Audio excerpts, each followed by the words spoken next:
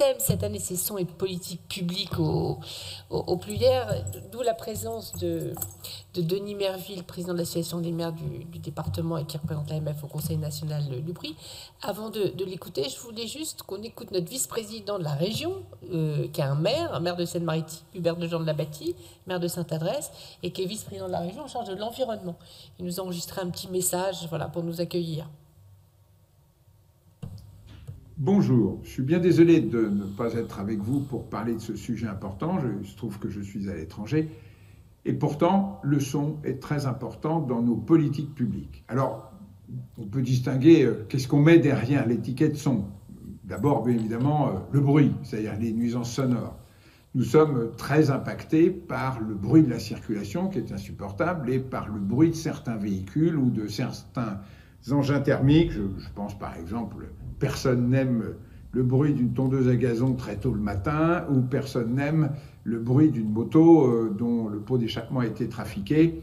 Même si je reconnais qu'il y a des différences d'appréciation, je ne suis pas particulièrement sensible au concerto de messieurs Harley et Davidson, mais ceux qui ont ce type de moto trouvent que le bruit est très mélodieux. Quoi qu'il en soit, s'il dépasse un certain nombre de décibels, ce qui est le cas chez nous, nous verbalisons. Et puis après, il y a le son qui peut être harmonieux, c'est celui de nos manifestations musicales. Alors, bien là encore, il y a des différences d'appréciation. Je dois avouer que, en ce qui me concerne, la musique sérielle ou le rap ne font pas partie des musiques que je trouve particulièrement agréables à entendre.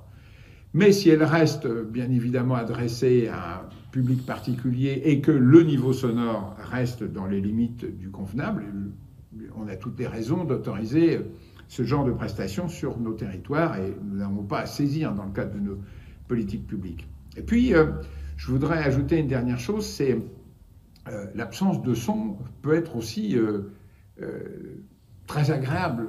Je prends par exemple, ça arrive de temps en temps, quand on a un grand paysage qui se couvre de neige, tout d'un coup les sons sont amortis, nous avons un silence qui est parfois relativement agréable à vivre. Voilà.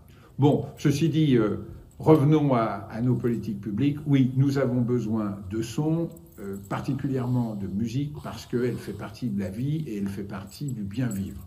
Donc, communier ensemble autour d'une musique que l'on aime, c'est un moment de bonheur et bien évidemment, il nous appartient d'organiser ces moments de bonheur pour le plaisir de nos concitoyens. Alors, je vous souhaite un bon colloque.